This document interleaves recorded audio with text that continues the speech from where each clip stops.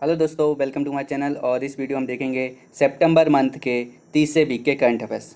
और इस वीडियो में हम जो 30 सप्ताह रहा है सितंबर मंथ का, उसमें जितने भी इंपॉर्टेंट क्वेश्चन बन सकते हैं वो इस वीडियो में कवर किए जाएंगे। तो चलिए स्टार्ट करते हैं इस वीडियो को। पहला क्वेश्चन है, हिंद महासागर में शांति और सुरक्षा सुनिश्चित करने के लिए अमेरिका ने किस देश के साथ समझौता किया है? तो एक किया है मालदीव के साथ। तो देखिए, जो अमेरिका और मालदीव के बीच एक समझौता हुआ है हिंद महासागर में शांति और सुरक्षा सुनिश्चित करने के लिए। तो ये इसका सही आंसर है मालदीव। और मालदीव की बात की जाए तो इसकी जो कैपिटल है वो है माले, यहाँ की जो करेंसी है वो है मालदीपीय रुपया, और यहाँ के जो प्रेसिडेंट हैं वो हैं इब्राहिम मोहम्मद सोहेल। अगला क्वेश्चन है, हाल ही में टेनिस खिलाड़ी नाओमी ओसाका ने यूएस ओपन जीत लिया है, वह किस देश की हैं? तो देखिए, जो नाओमी ओसाका हैं ये जापान देश की हैं। तो देखिए, जो टेनिस प्रतियोगिता होती है इसमें 4 ग्रैंड स्लैम होते हैं, और वो कौन कौन से हैं? तो देखिए, सबसे पहले होता है ऑस्ट्रेलिया ओपन, फिर होता है फ्रेंच ओपन, फिर होता है विंबलडन ओपन, और फिर होता है यूएस ओपन।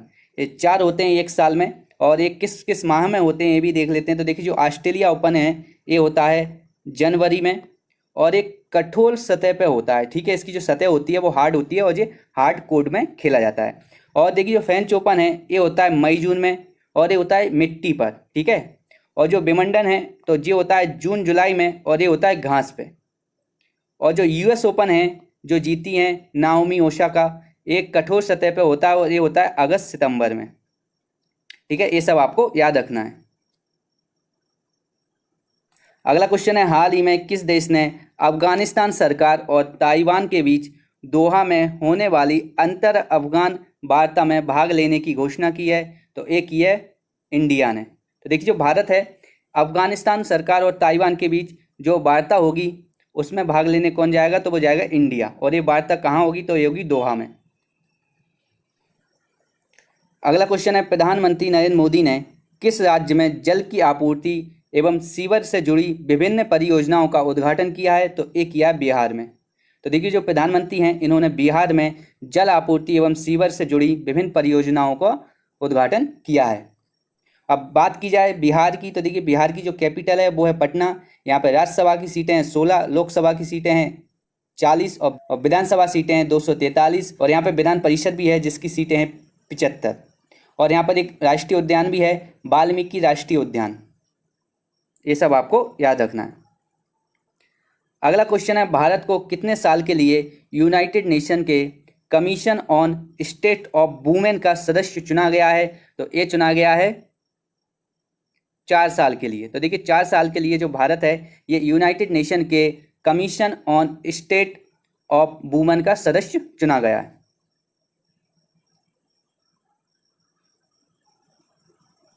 अगला क्वेश्चन है, हाल ही में किसे राज्यसभा का उपसभापति चुना गया है? तो वो चुने गए हैं हरिवंश नारायण सिंह।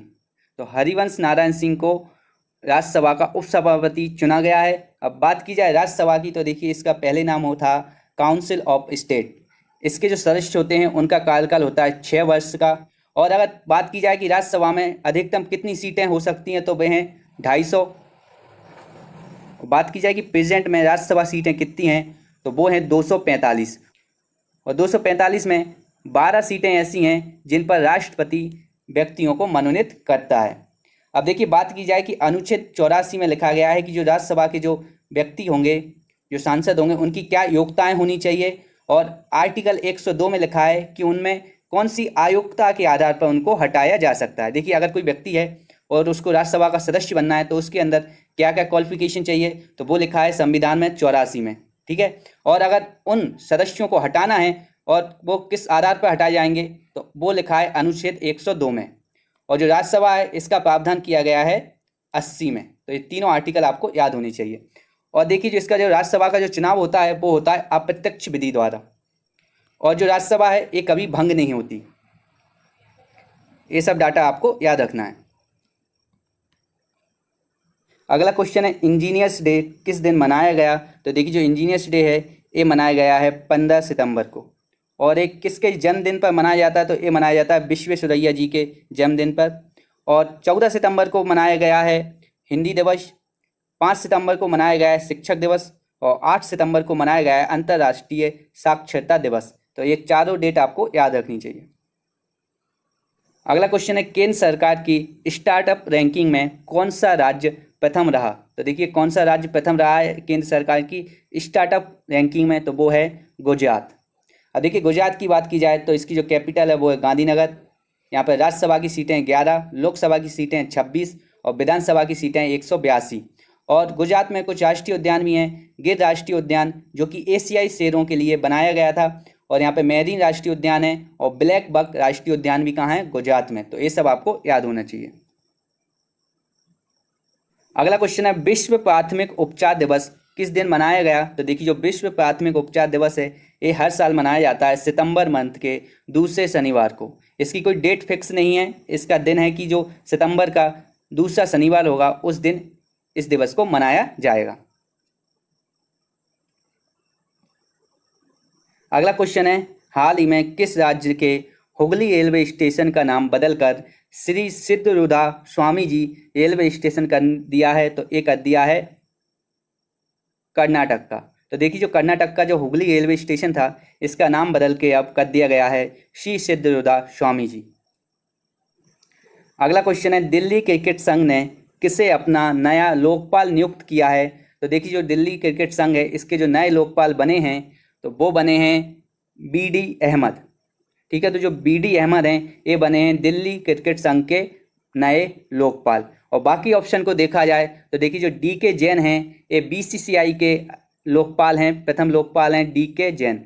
और PC घोष की बात की जाए तो ये पूरे भारत के पहले लोकपाल हैं, और ये सब आपको याद रखना है।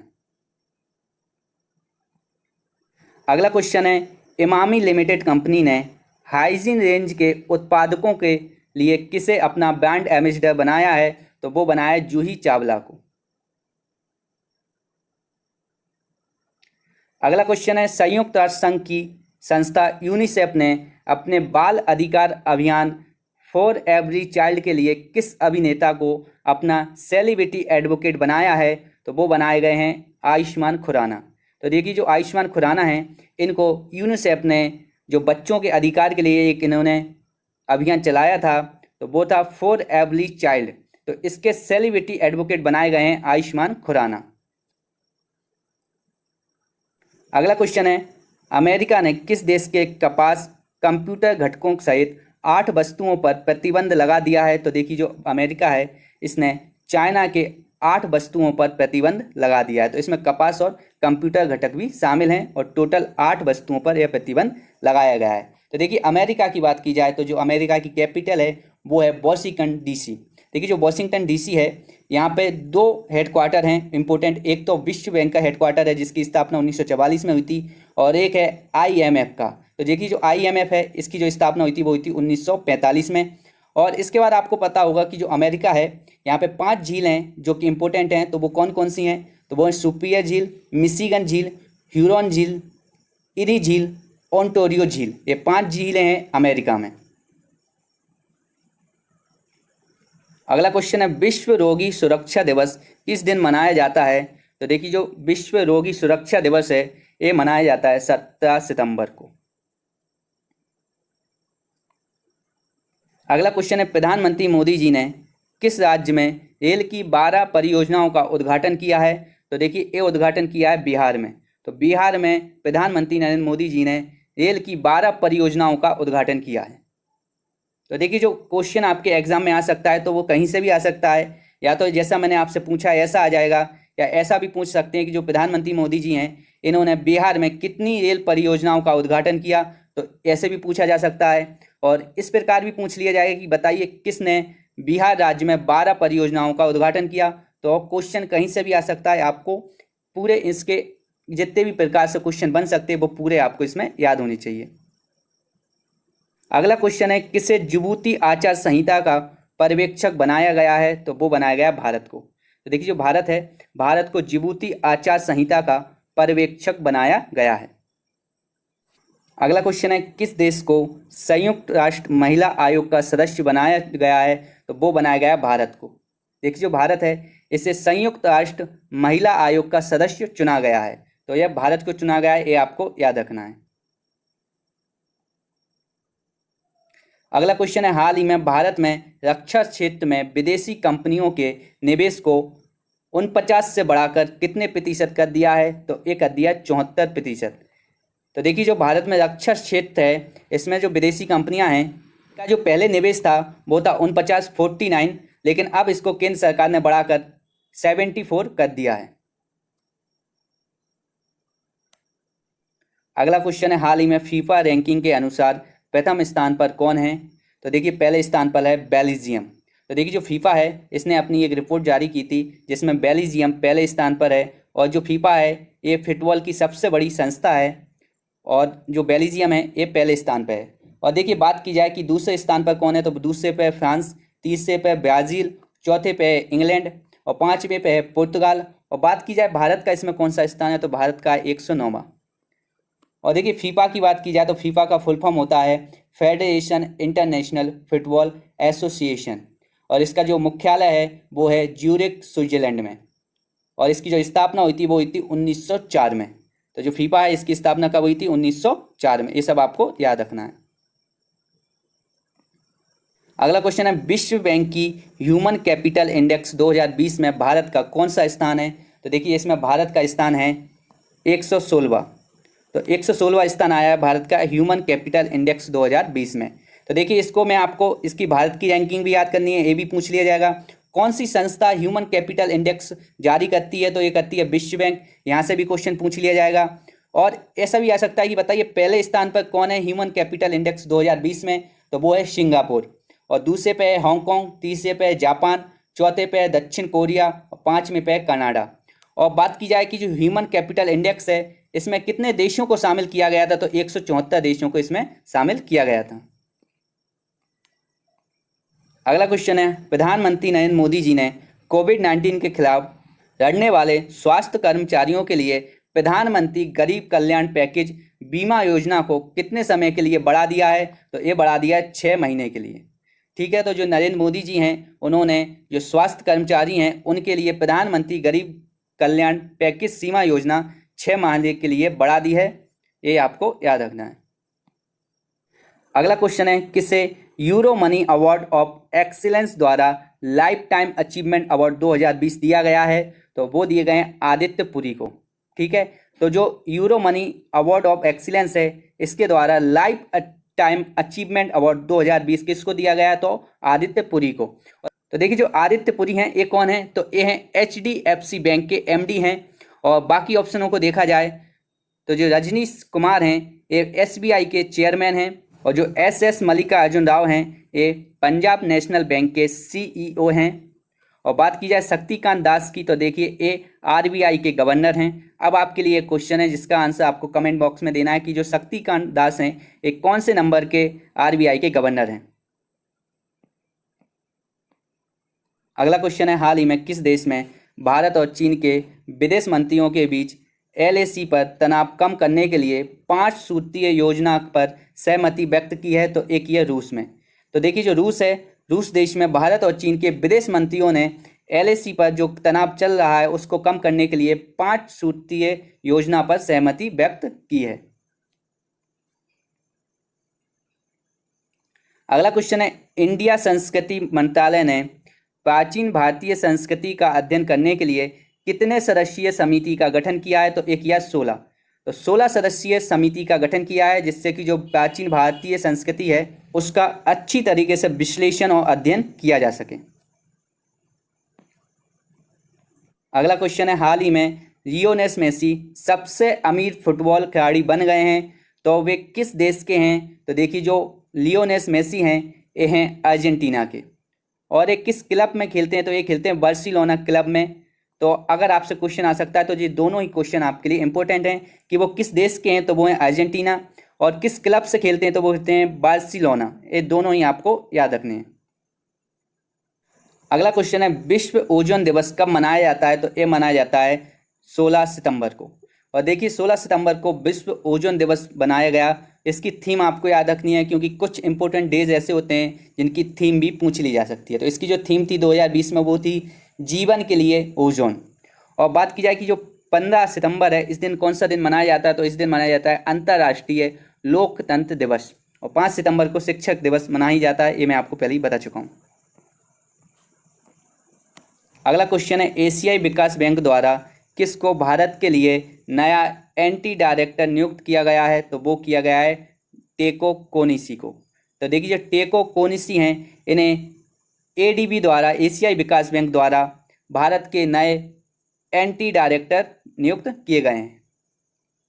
अब देखिए बात की जाए एडीबी की, तो इसका जो स्थापना हुई थी वो हुई थी 1966 में। इसका जो मुख्यालय है वो है मनीला, फिलीपींस में। और इसमें कितने सदस्य हैं? तो इसमें हैं 68 सदस्य। और कुछ समय पहले ही जो एडीबी है, इसने भारत को 12,000 करोड़ रुपए की राशि दी है, जिससे जो भारत है वो कोरोना महामारी का सामना कर सके। तो ये आपको याद रखनी है कि कितनी रकम दी है, तो वो दी है 12,000 करोड़ रुपए।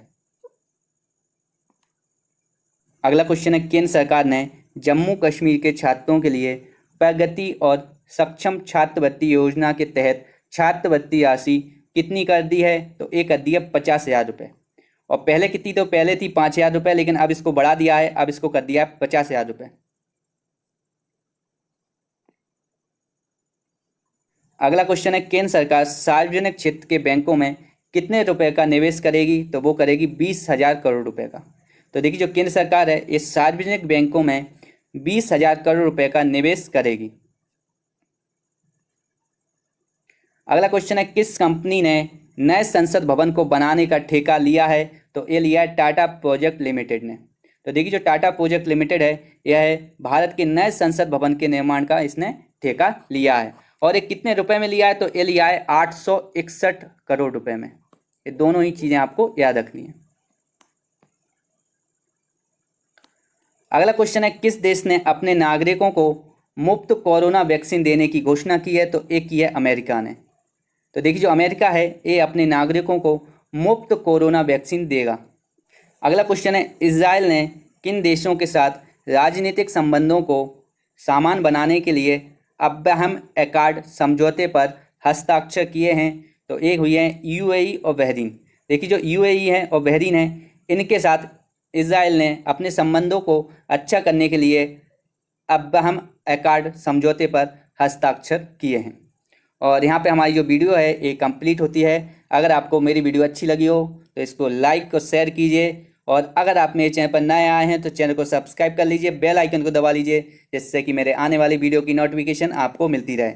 और अगर आप चाहते हैं कि मैं आपके लिए इकोनॉमिक्स की वीडियो भी स्टार्ट करूँ तो आप मुझे उसमें कमेंट बॉक्स में मुझे कमेंट कर सकते हैं।